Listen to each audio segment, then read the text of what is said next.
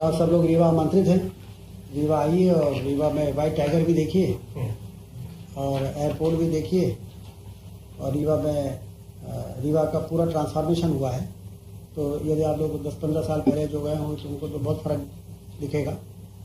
और इस investor summit में अच्छी तैयारी की गई है। मुख्यमंत्री जी के मार्गदर्शन में बहुत अच्छी व्यवस्था है। तो वहाँ पर आप लोग पधारें। रीवा का होने के नाते भी मैं आपको आमंत्रित करता हूँ। 4,000 निवेशक आ रहे हैं, तो आप ये मानिए कि अच्छा निवेश होगा। पहले इन्वेस्टर समिट इसलिए नहीं हो पाते थे कि मध्य प्रदेश में चलने लायक सड़कें नहीं रहती थी, गाँव अंधेरे में डूबे रहते थे, पावर सरप्लस स्टेट नहीं था।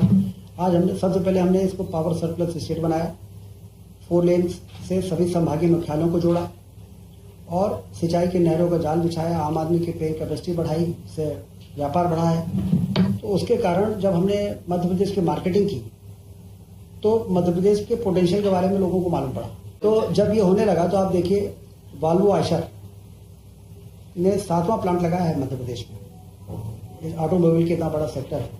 रिन्यूएबल एनर्जी में रीवा में यदि 750 मेगावाट का 4,500 करोड़ के निवेश में सोलर प्लांट लगा, तो ये हमारे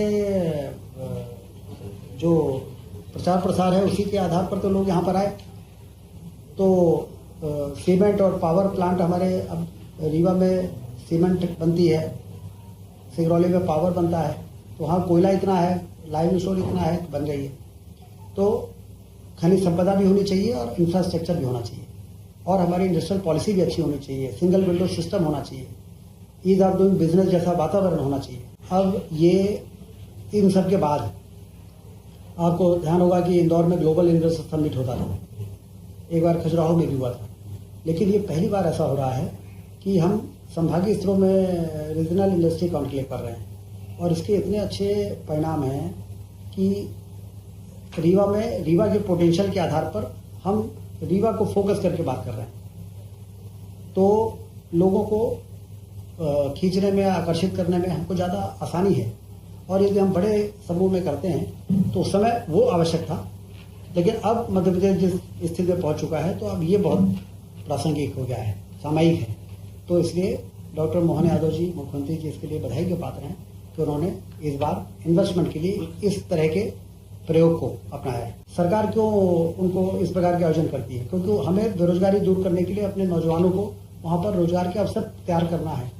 तो एक तो रोजगार का अवसर तैयार होता है सिंचाई का रकबा बढ़ाने से, किसान संपन्न होता है तो व्यापार बढ़ता है, तो उससे रोजगार का अवसर बढ़ता है। और दूसरा, पर्यटन की क्रांति हो जाए, टूरिज्म इतना बढ़ जाए। अब दुनिया में बहुत से ऐसे देश हैं जहाँ पर एक सुई नहीं बनती है निर्माण के नाम, मैन्युफैक्चरिंग के नाम पर, लेकिन उनकी अर्थव्यवस्था बहुत अच्छी है। तो औद्योगिक क्रांति के लिए इस प्रकार के निवेश के आयोजन किए जाएं, लोगों को आमंत्रित किया जाए, बुलाया जाए, रेड कारपेट बिछाया जाए, आइए और आप लोगों को यहाँ पर हम जमीन देंगे, पानी देंगे, बिजली देंगे, सब्सिडी देंगे। आप हमारे क्यों, इसके पीछे उद्देश्य यही है कि जब वो इंडस्ट्री लगाएंगे तो रोजगार के अवसर तैयार होंगे तो हमारे यहाँ के लोगों को रोजगार मिलेगा।